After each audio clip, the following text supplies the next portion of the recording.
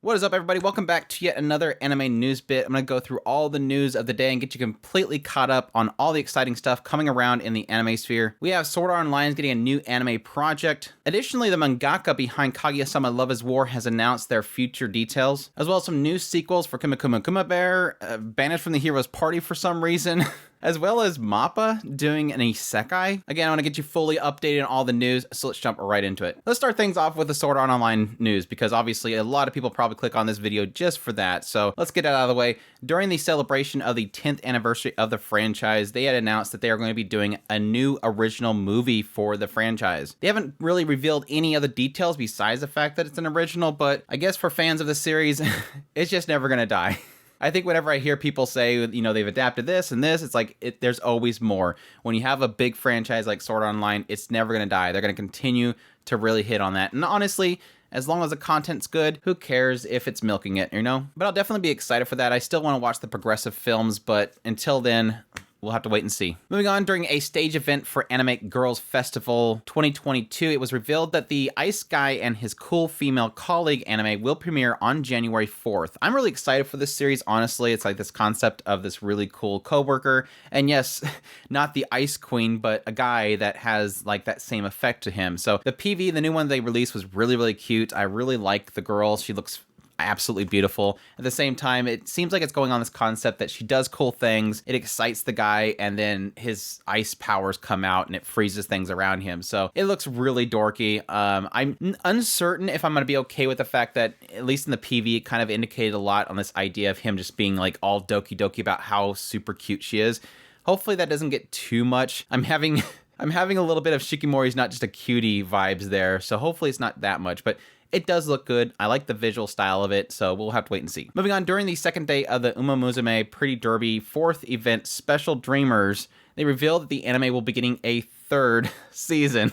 And this time it's being done by Studio Kai, and I don't know how I feel about that. I obviously really enjoyed the first season because it was done by PA Works, and they kind of shift studios after that point. I never did kind of continue on with it, but it seems like it's doing very well. It's a very popular franchise, so definitely looking forward to that for all the fans. For our next bit, we have the 49th issue of Shueisha's weekly Shonen Jump magazine has revealed that Malevolent Spirits Monogatari anime will be premiering on January of 2023. It's kind of one of those ones where the synopsis kind of has me a little bit mixed. It's definitely another one of those Tsugumogami type of stories, so I'll be interested to see how that one turns out, but we'll have to wait until January. For our next bit, the staff for Saving 80,000 Gold in Another World for My Retirement has announced the anime will be premiering in January of 2023, so another winter show. For those who don't know, this one day, Mitsuha falls off a cliff and is transported to a medieval Europe-type world. After a near-death encounter with a pack of wolves, she then realized that she's able to transport between the two worlds, this one and her own. Taking advantage of this ability, Mitsuha decided to live in both worlds and calculates that she'll need 80,000 coins to be able to retire. Mitsuha now has to come up with different ways to collect her gold coins. Sounds really interesting.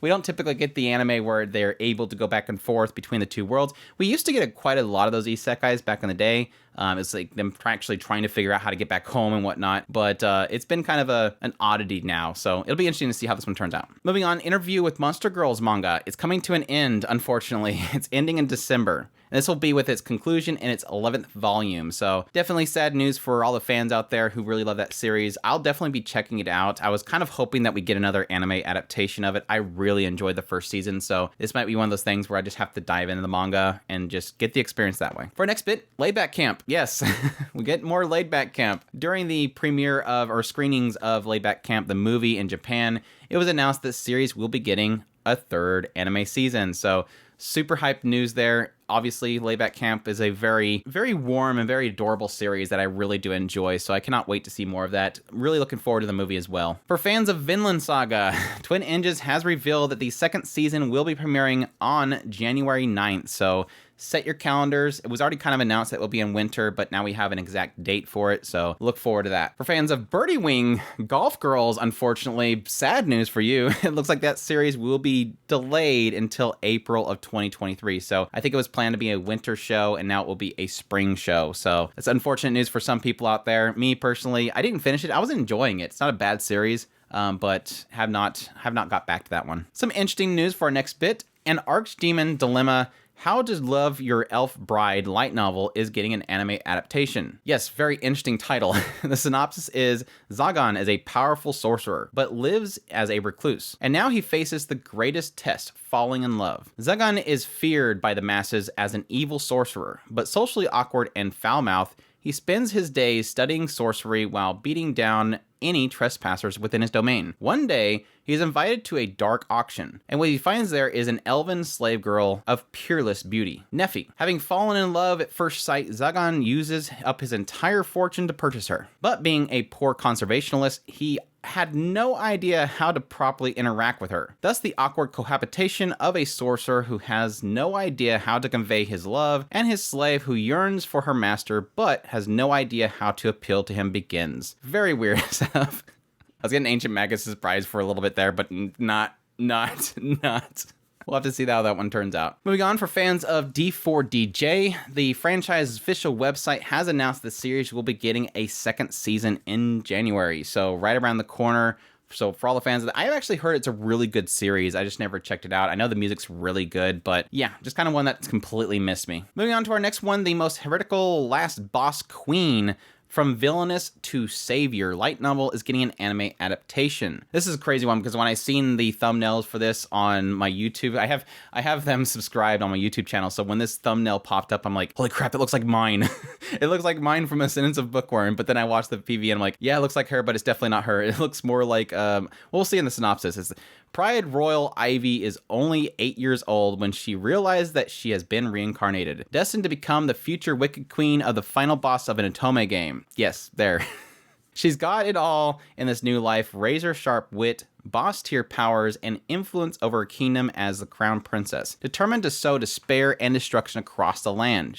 Wait, what kind of rotten future is that? Princess Pride decides to drop the maniacal, villainous plan and protect the male love interest instead, cheating her way and saving everyone she can. Will this final boss ending earn her the adoration of her kingdom? Like I said, I really love the character designs, honestly. It looks quite different than the source material, so I think they kind of shaped it a little bit, but like I said, she looks like mine with red hair, and I really do like that. So we'll have to see how this one turns out. It seems like this whole Otome game villainous kind of concept is becoming very popular in anime adaptations. I'm kind of curious about that, but we'll see. Moving on, Berserk of Gluttony novel is getting an anime adaptation. This one, the synopsis is Fate Graphite is one of the Forsaken, cursed with the skill Gluttony. He is ever starving and never sated, until the day he kills a dying thief and devours the man's strength and his soul. The true hunger of Fate's gluttony has awakened, and if he can learn to control his power, he will at last be the master of his own destiny. Kind of an interesting concept that he has to consume people's souls. I don't know if that's going to turn into him like going out and finding like bad guys and taking them out, or if it's just going to get super dark, but we'll see. Unfortunately, we don't have any other details on it, so we'll have to wait and see. Sad news for Demon Girl Next Door manga fans out there. It looks like, unfortunately, the mangaka Izumo Ito has set the series to be delayed on a hiatus until next year. It looks like it's due to some health issues, so hopefully they can recover quickly and this can kind of blow over. Some interesting news, but kind of predictable. Looks like the Gundam The Wicks from Mercury series is going to be getting a novel adaptation. I'll be curious to see if there's any kind of additional information that will be in that novel series. I know that there was like a prequel story information around Mercury itself that was released on some sort of written format. So hopefully it's not that we're going to get a lot of stuff lost in the anime and it's all going to be kind of covered in the light novel. But it's cool to know. That's typical for a lot of the Gundam series to get that extra additional sales from some sort of written material, because obviously novels and mangas are super cheap to make. Moving on, we have some updates around why Rieliana ended up at the Duke's Mansion anime adaptation. The official website has revealed that the series is going to be premiering in April of 2023, so it's going to be a spring show. They also announced that Typhoon Graphics will be animating it. So cool stuff there. Looking forward to that series. It's another one that I'm kind of mixed on it, if I'm excited on it, but we'll see. Moving on to a very weird I watched the PV of this and I don't know what I think. I was reincarnated as the 7th prince, so I take my time to perfect my magical abilities. Anime adaptation is going to be happening for the light novel series. Like I said, I checked out the PV for it, and it looks like it's got like a very cutesy looking boy, and obviously big harem around him, and he looks like he's got some sort of twisted nature to himself. So I don't know, it seemed like the art style and the theme of the PV was all over the place. So we'll see how this one turns out. The synopsis says Prince Lloyd wasn't always a prince. In fact, his previous life is one he remembers perfectly. He was a sorcerer of sorts. So when he's forced to reincarnate, he decided to continue his studies, Prince of the Realm or no. But his new life is his own set of challenges, including being a 10-year-old. What's the 7th Prince Sorcerer to do? Oh, poor you. I don't know why they always try to make it out like, oh no, they have these struggles they have to deal with by being a prince in a noble family with lots of money and harem. Anyways, we'll see how that one turns out. Like I said, the art style and theme just seems like it's all over the place, so I'm curious. For fans excited for the second season of Kuma Bear, it looks like this series has a new set premiere date, which is April of 2023. This is revealed by Kadokawa, so definitely look forward to that if you're a fan of that series. They also have a new PV out there if you want to check that out. For fans of Moriarty The Patriot, it looks like the manga is coming to a conclusion with its current arc on December 2nd. It's going to be ending the Valley of Fellows arc, so it seemed to indicate they're going to continue on, so that's another one that I really do need to get caught up on. I was really enjoying the anime adaptation, so looking forward to that one. For fans of Kaguya-sama Lovers War, it looks like we got a lot of news coming out of that franchise. Of course, they just had the manga come to an end on November 2nd, so the manga of Kaguya-sama Lovers War has ended. Now, for the future of the mangaka for this series, it looks like they're planning on moving away from art. Yes, they're planning on still doing art as kind of a hobby thing, but it seems like they're shifting to having other people do the art for their manga going forward. And they're going to strictly focus on just doing writing, which I can honestly say for a lot of people, it's probably a good thing. Obviously, making a lot of panels and getting them out there is a lot of work. So being able to focus strictly on their writing capability, which I think, honestly, Akasaka is absolutely fantastic at writing. It was only here recently that I learned that Oshino Ko was actually wrote by them, and I was like, holy crap, my expectations for that show, or that anime adaptation just shot through the roof. So, but they're really fantastic at writing, and so to have them focus strictly on that and get some good artists behind them to work on their works definitely sounds cool. But yes, for now, definitely check out the remainder of, I'll probably just wait for the adaptations of Kaguya-sama. It looks like they're actually adapting the whole thing, and I think the anime just takes it to a whole nother level, but like I said before, definitely looking forward to Oshino Ko. Moving on, we have an update for A Galaxy Next Door, which the official website has announced the anime will be premiering in April 2023, so another spring show to look forward to. As for the fans of That Time I Got Reincarnated as Slime, it looks like Scarlet Bond, the staff behind the movie, has announced that movie will be going overseas in December. And of course, they're going to have all the major regions pretty much selected. If you want a full list, you can go look it up. But they did announce that besides all the major regions, they are planning on rollouts of other areas. It's just one of those things where you'll have to wait and see. But definitely exciting to see that coming around so quickly. Definitely looking forward to that movie. Hopefully, for me, it's either available nearby or Crunchyroll streams it. I'm sure Crunchyroll will probably stream it. Moving on to our next bit, we have My Life as Inukais Dog, that series. The official website has announced that the anime is going to premiere on January 6th, so mark your calendars if you're looking forward to that special show about a guy turning into a dog and being around really hot girls. Some Mushoku Tensei Jobless Reincarnation news.